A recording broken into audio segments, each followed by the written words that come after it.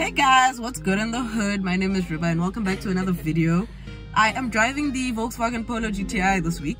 Currently at the car wash. It's freezing cold though, so you guys can see. Like, I'm literally, guys, at the car wash and I'm sitting inside. I just needed like a wash and go because the outside was dirty from the rain. After this, I'm going to do the full review. I did put up a post on Instagram asking people to ask questions about the GTI, so I did take some screenshots and I'm going to answer them in this video. Some I answered already on my stories, but the others I'm going to answer here now.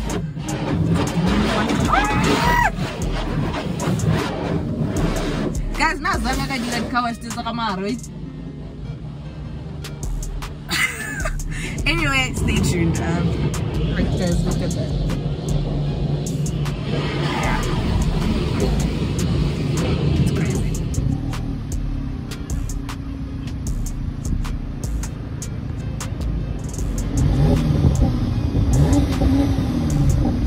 GTI in its entirety, fresh out the car wash, looks cool. This color is called King's Red Metallic. So yeah, I really like everything about this car, guys. So you have the IQ matrix lights. Here they are, the matrix LEDs. So just lock the car, quickly unlock it and show you.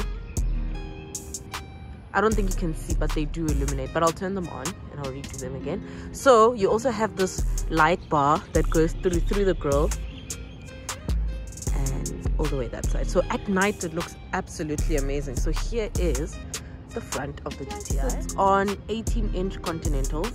So here they are. And these are really dope. And you can see the red brake calipers right in there. We are at the back. See below there is that dual exhaust pipe. I'm just gonna unlock the car. You have the bear with me lights, as you guys can see. So I'm just gonna unlock the car. The reverse camera is slotted in here, but I'm just gonna open the boot and show you guys the boot space. Boot space is a little small. I do agree. So quite disappointed in that. The boot space is quite small. If I can just move in a bit closer. Yeah, it's a bit tiny for me. But underneath is a spare wheel right under there, as you guys can see. So yeah, a bit disappointed in that. But other than that, this is the GTI in its entirety. This is the interior of the GTI. Here is your infotainment system right here and your digital cluster over there. So here it's just basically very standard, just like how it is in the Polo. You can use car there, you can check your vehicle status, you check out your tire pressure, and yeah, really has all the things that the Polo has, but obviously maybe a bit more GTI'd. Yeah. This over here is cool. So this is the where you toggle around and function with the aircon. All of it is touch. You have heated seats over there. My heated seats are on, I guess. Yeah, no, I'm gonna turn them off. It does get really hot. It does get really hot. And then you have two USB-C cables. So if you have the conventional one like I do, you can use the wireless charging bay, but the wireless charging bay is quite slow. So you need to get an adapter. I need to buy an adapter for especially VW cars, because their cars have only this USB-C. There's no other normal one. And your drive modes are here. So this is what is it? Stop start. You can have it on or off. This is your traction control and this is your driving mode. So when I press down here, I can toggle between eco, normal, sport, and individual. Individual is where you configure it to be how you want it to be. So you can have your sports steering, sports select suspension, drive, engine sound, ACC, air conditioning, and stuff like that, right? Cool. And here's your gear lever. If you want to move it to sport, you just take it all the way to drive and then just push it back again, and then you have sport. We get to this cluster here, which I feel is really, really cool, this gauge. So here is the functional steering wheel. These are touch sensitive, by the way. Do you see? I'm not really pressing. I'm just going over it with my finger. These are touch, but you can press. So I can press and it'll still do something, you see. So I'm toggling between the view. And yeah, so these are quite cool. And you have your GTI stitching, the GTI steering wheel. Also have stitching over here on the side. There's a journo who called it piping. And I was just like, what the hell? I just call it stitching. So yeah, that is the GTI on the inside. The Polo is a car that's very loved, especially from my parts of the world. Praetorians love this thing, like Polo Bourgeois, Bum Jive, Dula Bum Jive, Weda, Eating for Power, whatever, Gin Tonic and Ice. There's so many clan names for this car. Yeah, so many clan names. So underneath the bonnet is a 2-liter that produces 147 kilowatts to 320 newton meters of torque.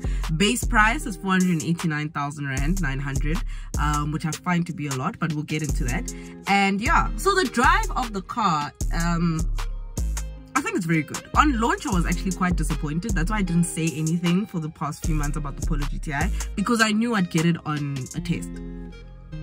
And I've been having it for the past week, and I think that my mind has changed. I do feel like it's a bit detuned from there's 2 generations back, that Polo, the Polo, I think it's the Polo 6 GTI.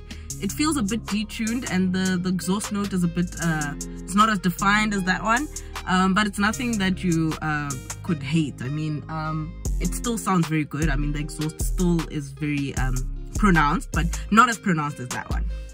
So yeah, the suspension is quite firm though, so I'm feeling everything in my bum, like yo, but the power to weight ratio is amazing. This car is small, it's planted, it's nimble, it's agile. You put your foot down, it literally moves. Gear changes, there is a bit of a delay. I think it's because it's a 6-speed. Would have loved an extra gear. Yeah, there's a bit of a delay with the change, because sometimes I'll be accelerating and I'll be like, yo, change takes a while. But yeah, so other than that, it's an enjoyable everyday drive, and if you want to play, it allows you to play. You can even launch the car. There's a launch control program, so you move it into sport. You put a sport gearbox, sport suspension, sport steering, everything, and you put your left foot on the brakes and your right foot on the accelerator simultaneously, and it will activate launch program. But you must be in S1, or you can, I think you can do it from manual, I'm not too sure, but you put it in S1. I did it in S1. Traction control also must be off if you want to launch your car. So yeah, so the GTI for me, I think it's decent. It's what a GTI needs to be. This is actually a very lovely offering from VW. I think it's fine. Like, so the questions that also came up on Instagram was, do you think that the price is justified? With all the specs that they've kitted on here, could be around 550,000 rand or more, which I think is a bit ridiculous. It's very expensive, but I think there's a market. GTI always has a market. Polo GTI always has a market. So does Golf GTI, so does Golf 7R, Golf R, Golf GTI. They have markets. So I think there are people that will buy. The extras that they fitted in here are quite extensive, guys. You have the Beats audio, you have the IQ Matrix lights, they are extra. You have the sunroof, you have the leather seats. So the extras are quite hectic. What I would suggest when you're looking at that base price and have to put in your extras, I would suggest getting the LEDs. Get the IQ Matrix. They make a hell of a difference. You cannot be in a GTI with a You cannot be in a GTI with a halogen. Oh, you wanna get this konehi. You better get the lights. Make sure that the lights are there. Make sure that the lights are there. The leather seats also, I would say get them because there's heated seats function. Maybe that's just a personal thing, but I think even the Beats audio I can do without. Standard VW sound is very, very good. Sunroof, I'm indifferent, but now my most important spec would be the lights and the seats for me, just to give it a more sporty feel or whatever. But GTI halogen, it's not gonna happen, so bear that in mind. So yeah, ultimately my verdict on the GTI is that the GTI is practical, the GTI is decent. Fuel economy, I think I've been seeing flames. I'm doing 8.4 liters per 100 Ks. Yeah, it's been dropping bars like mad. Maybe I have a heavy foot in anyway, so it's fine. It's fine. Whatever. Now it's just pedal flat. It's fine. Anyway, so the fuel economy, I think that is a chance, not in these performance cars. I don't even, yeah, whatever. But I was doing 8.4 liters per 100 Ks. But my full verdict on the car is that this is a GTI that does what a GTI is supposed to do. okay? I think it's a decent offering. I think it's okay. I think it's lovely. I think it's beautifully made. I think it's an enjoyable drive. It's a very engaging and enthralling and fun drive. You know, it's a nice car for people who really want that great balance between daily driving and performance. You know, it's a perfect daily performance car. Small, but it's practical. I mean, it's the size of a Polo, so I find it to be very practical. And like you guys saw my Polo review, I think it's a very good car. So is the price justified? I don't know, because I don't want to say no and then I have to now put a expectation price, you know. But cars are expensive now, so surely there is a reason why it's priced so highly. But is it worth it? I think I should say yes, because I'm really of the impression that I would probably get this as a daily and probably have another car for like long haul and whatever. I like something fast. I like something that's responsive, and I think this is the car that would work for me also. If I don't want like the normal Polo, if I want something that's also fun, this would work.